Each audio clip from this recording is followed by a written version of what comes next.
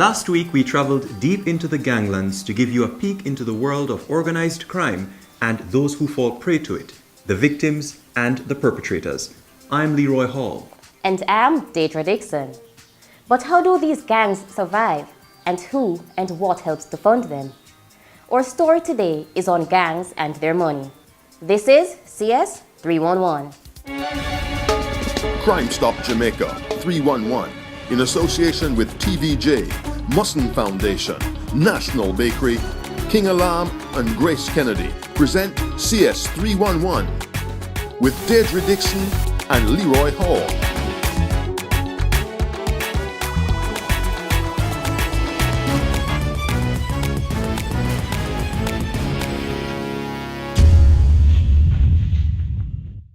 Most of us know about lottery scamming and the many innocent lives it has claimed. But other forms of organized crimes are thriving in JA and reaping major profits. These criminals build massive fortunes from illegal lotto, trading in illicit goods, and extortion, with no concern for those they destroy along the way. Just how profitable are they, you may ask? Here with us again today are CTOC, the JCF's Counterterrorism and Organized Crime Investigation Branch. Gangs are able to generate funding from a range of activity. In fact, the way we normally look at it is that gangs are able to exploit whatever illegal opportunity exists in the area that they operate. So if it's a case where they have access to lands that they can mine to get things like sand, they will engage in those activities. If they have the opportunity to engage in extortion, whether it is an extortion in the transportation sector or extortion in the other retail outlets and so on, they will engage in those activities. If it is opportunity for engaging in lottery scamming, then certainly they will engage in lottery scamming. And we have seen them certainly engaging in the whole issue of gambling. So they are able to almost monopolize that activity in their space. So anything at all that they can exploit, certainly they will do in order to generate their income. Sales of CDs, that is used as a source where gangs are able to generate income and then to buy firearms and to buy ammunition. So certainly we have been seeing that. This is one area in which law enforcement is now becoming extremely aggressive because it is felt that the low detection rate in those particular areas makes it more attractive for organized crime to enter and to use this as a source of income to finance other illegal activities. If you look at the UN Convention on Transnational Organized Crime, it defines a criminal organization as 3 or more persons coming together and acting in concert over a period of time to commit any serious offense. And the commission of that offense is certainly to receive some financial benefit. They exist for a period of time. They exist to commit serious offenses, and those serious offenses, as we know them, could be the murder, the shooting, the extortion, the robberies, and so on. And certainly those are committed with the intent of them securing some financial benefit from those sort of activities. So it fits perfectly into the definition that is used by the United Nations Convention on Transnational Organized Crime. Reading the newspapers or watching the news can leave us depressed at times. Our first instinct is to look away, as long as we're not involved. But how long can we turn a blind eye before violence knocks on our doors? Crime can call on any man, guilty or innocent. But what was the motive behind the brutal attack in our next featured crime?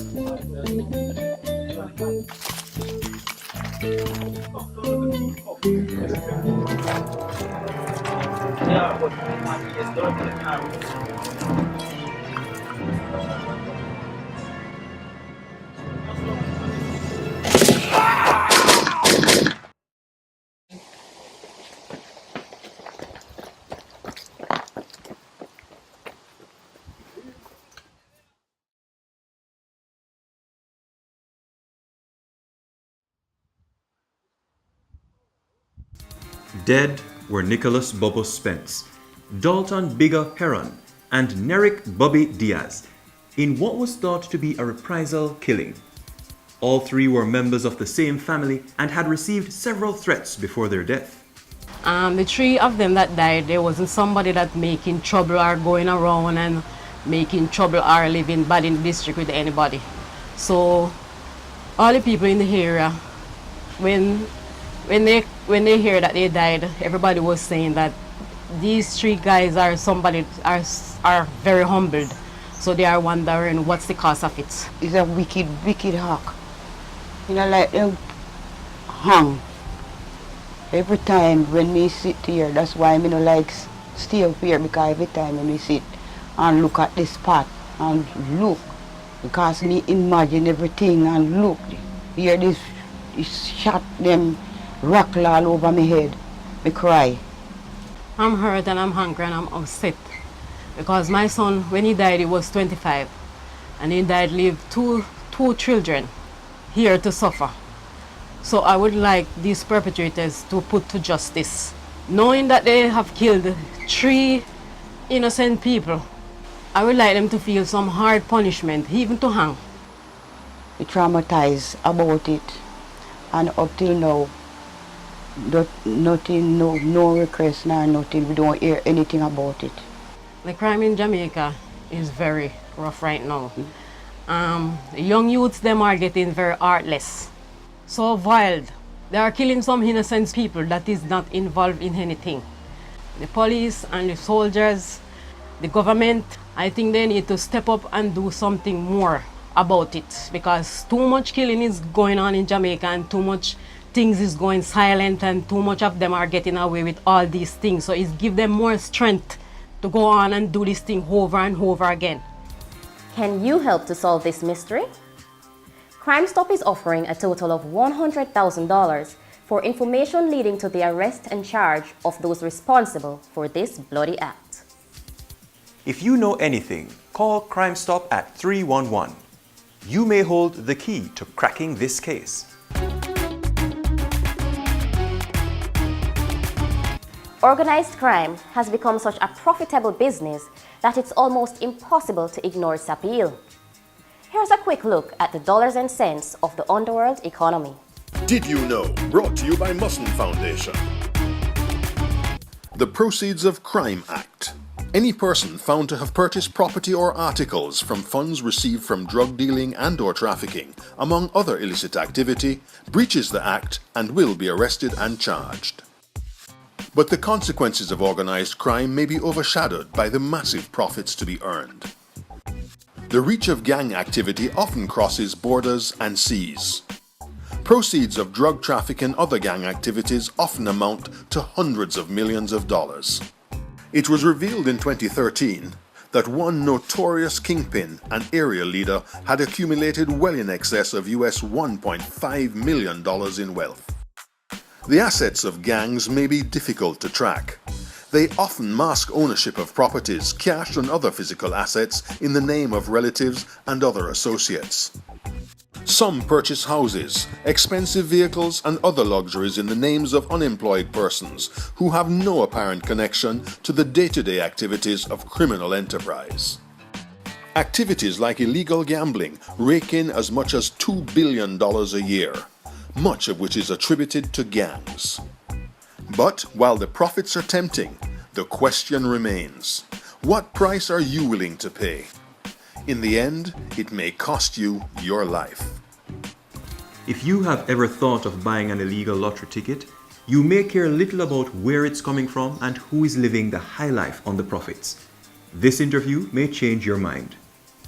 How the illegal cash pot works is you can actually have one person who has one book, one pen, who's collecting the revenues for themselves. However, the more sophisticated networks employ a number of persons doing this activity who report to a middle manager and, of course, a larger manager. They use the infrastructure of the lotto company, so they watch the draws every day and they sell tickets to persons who want to buy. These levels of sophistication normally are linked to criminal gangs. And of course, the revenues that are generated in this type of illegal activity is going to buy guns and it's going to buy drugs. The BGLC is not really the only entity that's affected by illegal gambling. You also have the Chase Fund, you have the Consolidated Fund, and you have our licensees. Now, the Chase Fund is a critical part of our social infrastructure. The Consolidated Fund, of course, that's government revenue. And each of our licensees, depending on their category of license, is required to pay a certain percentage of their revenue over to these different funds. You have illegal cash pot, which is the largest report of illegal activity in the industry.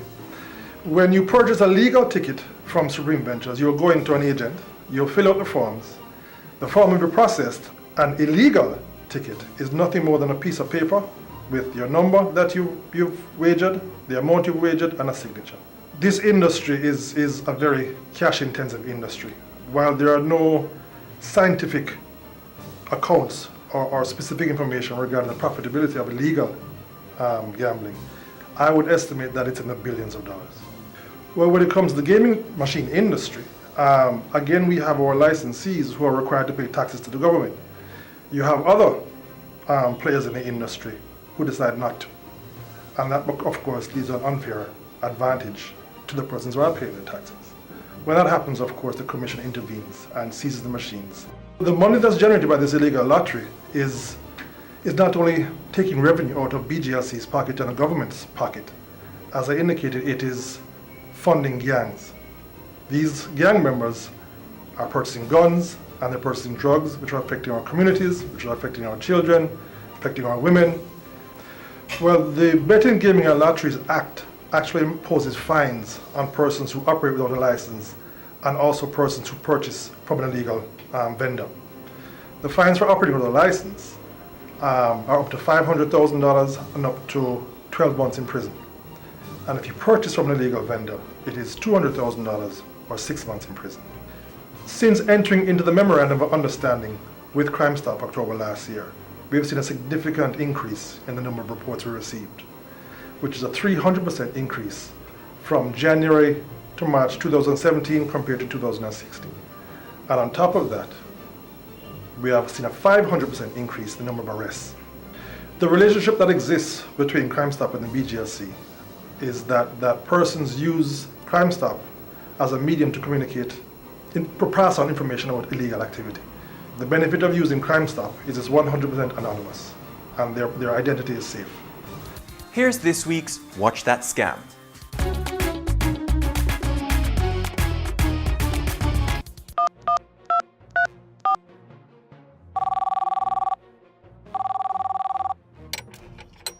Hello?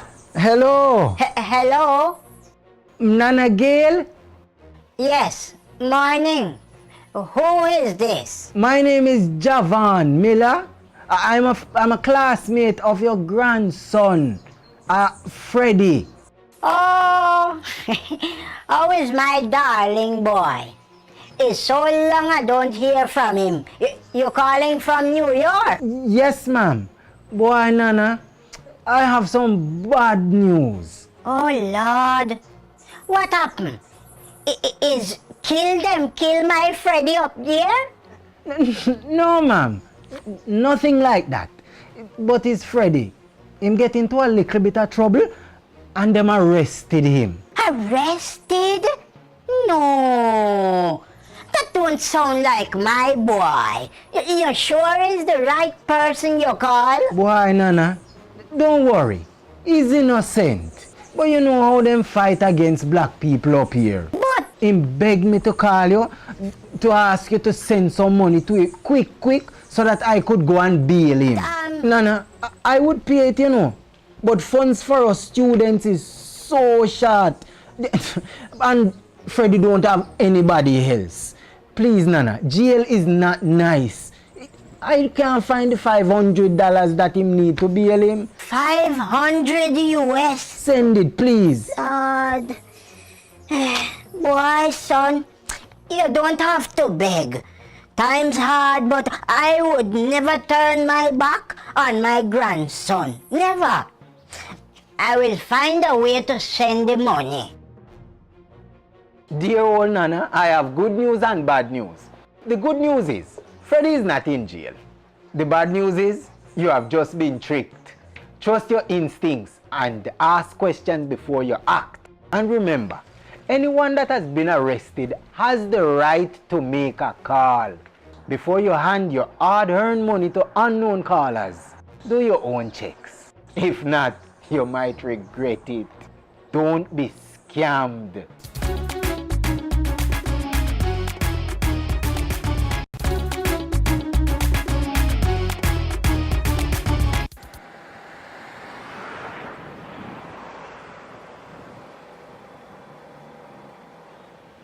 Omni Muse, Maypen, Clarendon.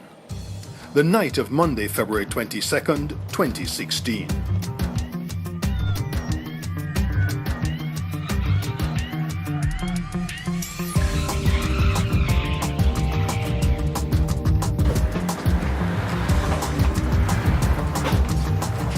Mr. Beresford Shorter and a cousin had just pulled into the driveway and opened the grill gate when two gunmen suddenly attacked.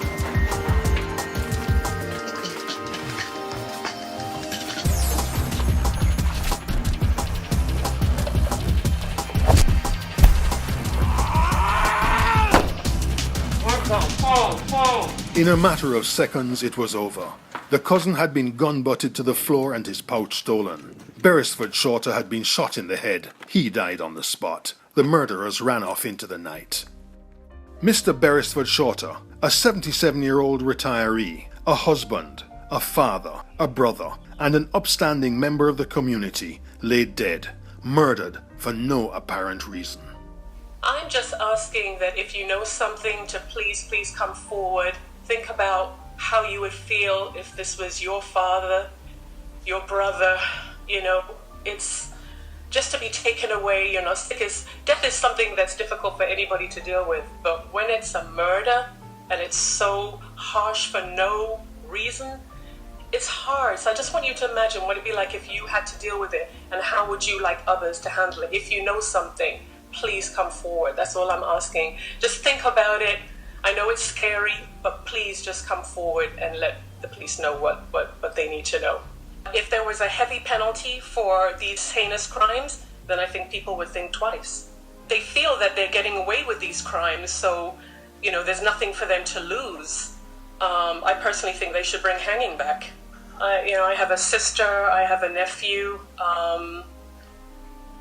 The family is big. My father had a lot of siblings. We're all just, after all these months, it's a year and, you know, a lot of months, we're still scratching our heads. We still can't believe. I still can't come to terms with it.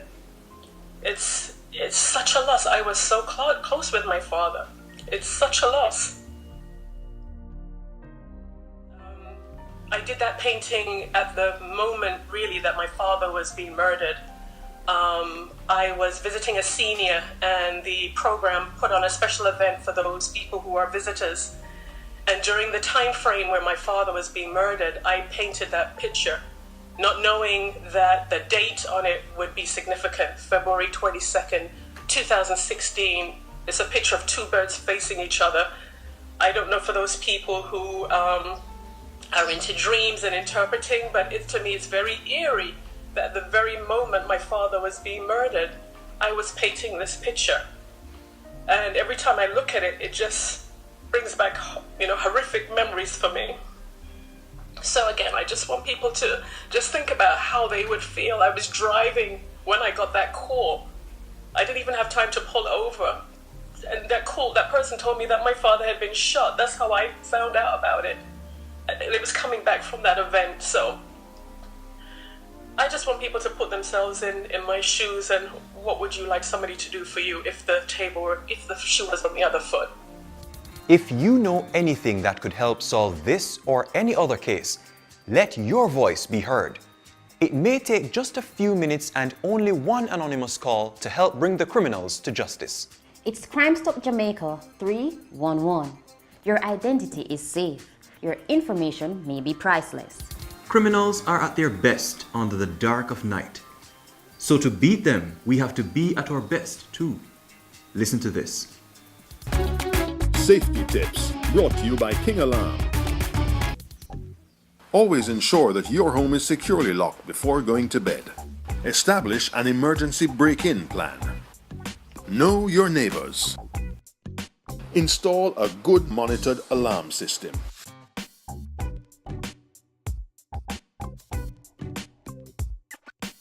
Okay, vulnerable at night. You're going to be very vulnerable in areas where lighting is very, very low, where you're going to be carrying a cell phone or two, a handbag.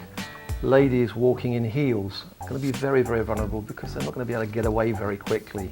Maybe you're off to some event or going for food with friends. Don't display lots of jewellery, which will be a very attractive feature for thieves. Keep your jewellery and your belongings close to you until you get to your venue, and then you can display them. Whilst driving at night, you want to keep your doors locked, you want to keep your windows up. The traffic's going to be moving a lot faster at night because there's less traffic on the road. Be careful, a lot of drunk drivers around. Again, if you have an accident, please don't panic, stay in the vehicle, call the police, await their arrival, and carry on from there. When you're driving along, you have a motorcycle pull up beside you, especially with two people on it. Be very careful, be very wary about what they're looking at, where their gaze is. Drive off. If they start moving towards you, I don't care what the traffic lights are doing, get away from there. It's a very dangerous situation. If you're planning a night on the town, these tips can help. Plan your route home. Tell someone where you're going and who you're with. Stay with your friends. Do not take unlicensed taxis. Don't accept lifts from strangers. If you drive and plan to drink, appoint a designated driver. Tell someone you've arrived home safely. When you follow the big money, you will find the criminals. But they can't take over unless we let them. Ultimately, we can win the battle if you join the fight.